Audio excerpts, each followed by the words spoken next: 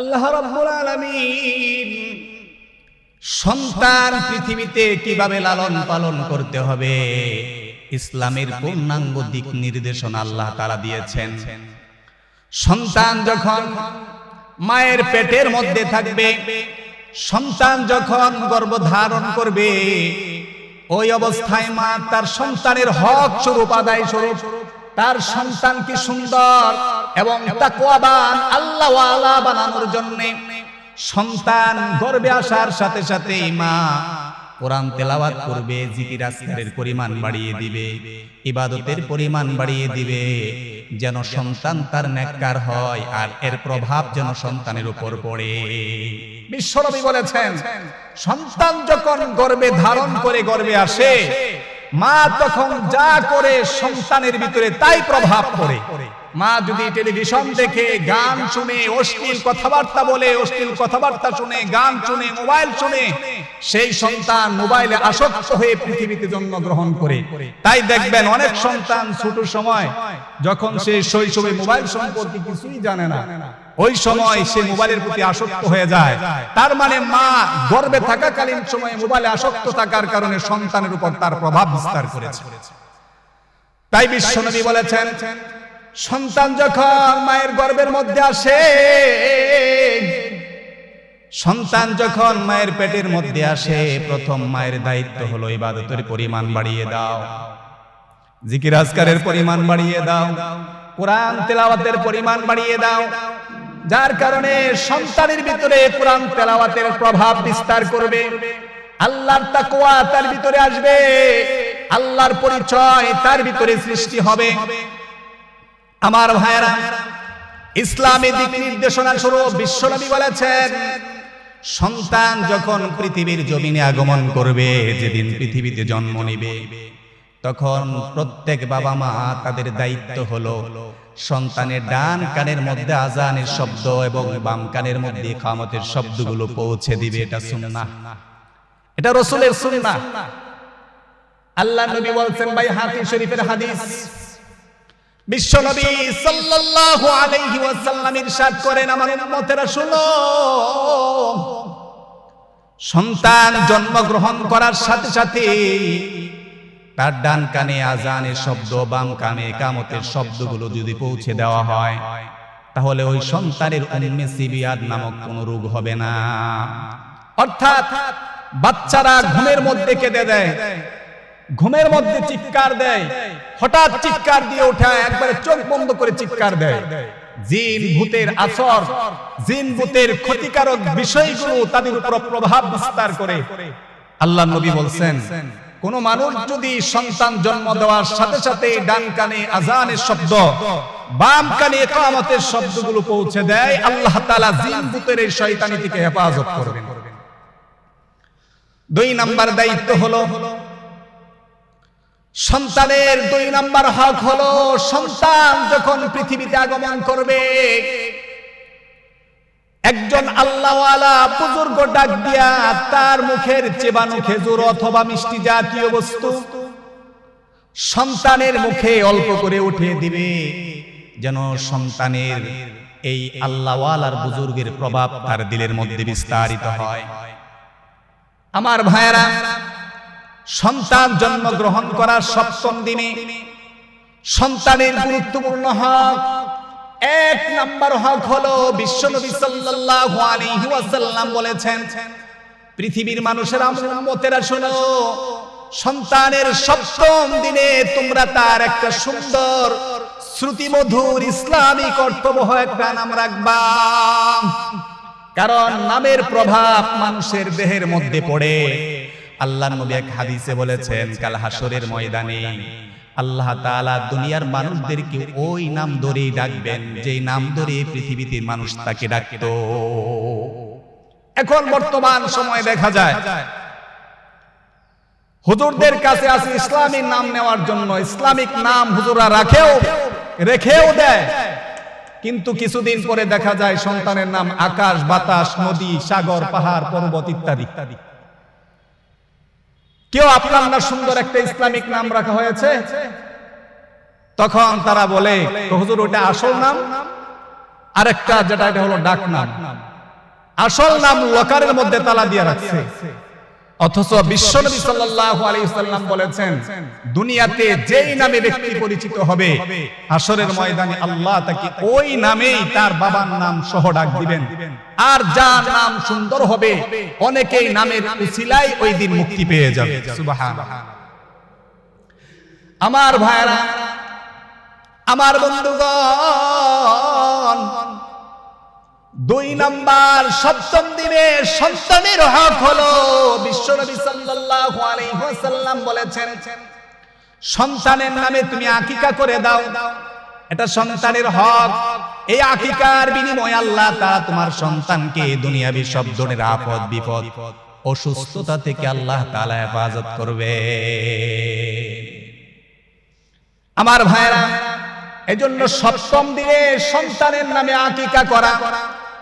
ছেলে হলে 2টা খাসি, 2টা ছাগল আল্লাহর রাস্তায় আল্লাহর জন্য জবাই করা, আর মেয়ে হলে একটা বকরি মেয়ের নামে আকিকা করা সুন্নাহ। আমার ভাইরা, 3 নাম্বার হক হলো সপ্তম দিনে এই ছোট বাচ্চার মাথার চুলগুলো, সুলায়া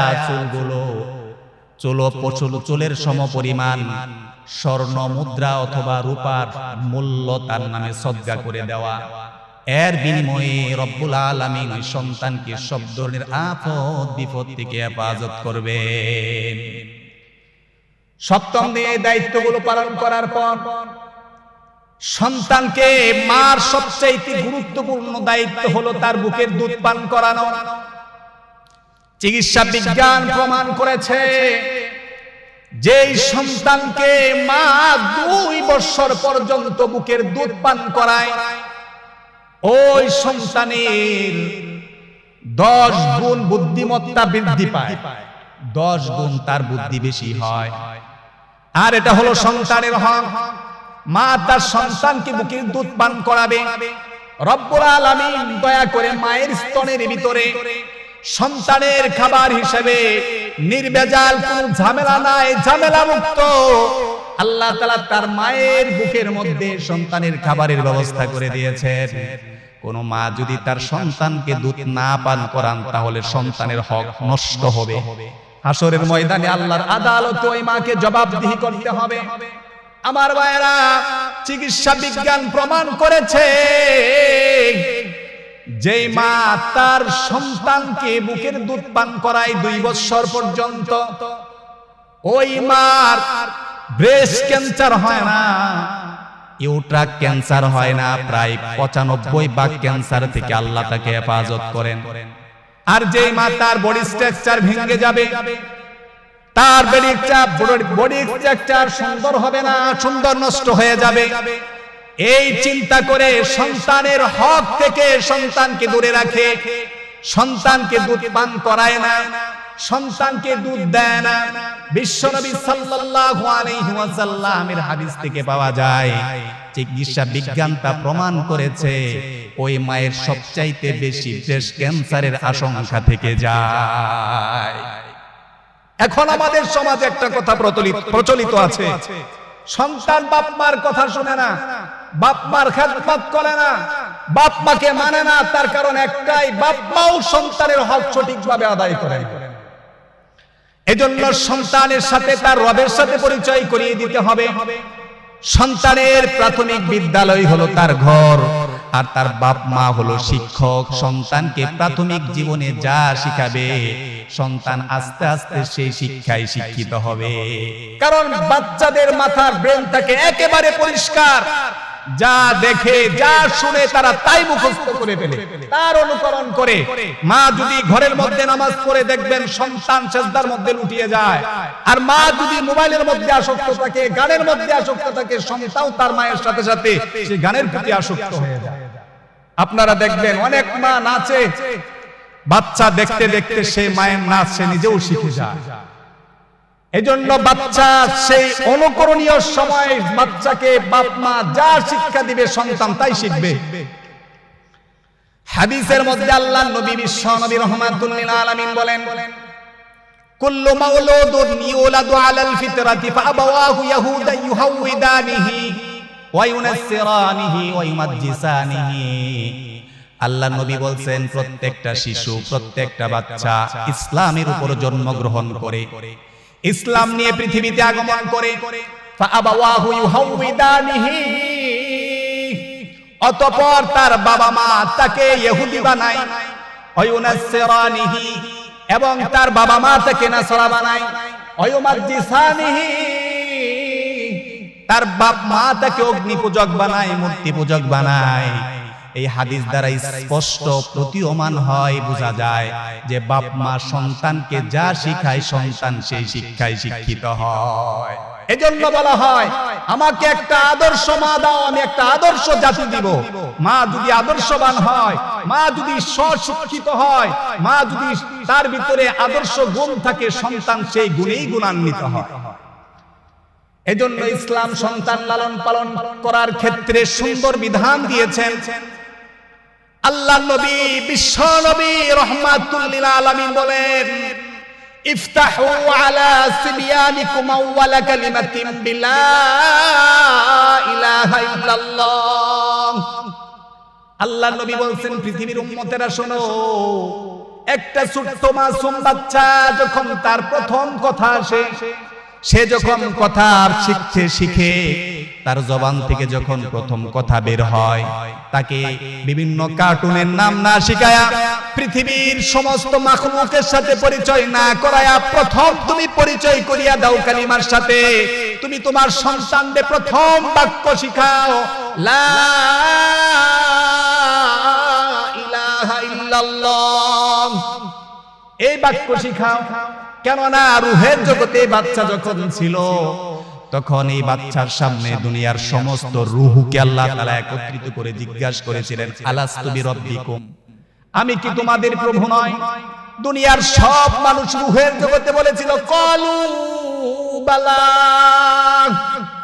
হে আল্লাহ আপনি আমাদের প্রভু, আপনি আমাদের রব। সন্তান যখন পৃথিবীতে আগমন করেছে, প্রথম দিনেই প্রথম সময়ে তার ডান কানে আজানের শব্দ, বাম কানে ইকামতের শব্দ, এবং যখন সে কথা বলতে আরম্ভ করেছে প্রথম বাক্য লা ইলাহা ইল্লাল্লাহ।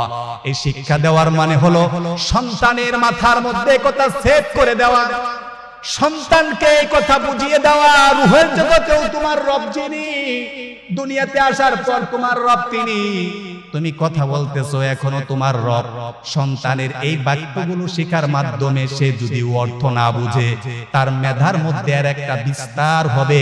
সে যখন বড় হবে অন্তত কঠিন কালেও রবের নাফরমানি করবে না, নাস্তিক হয়ে যাবে না, ইসলামের বিরুদ্ধে সে কোনোদিন কথা বলবে না।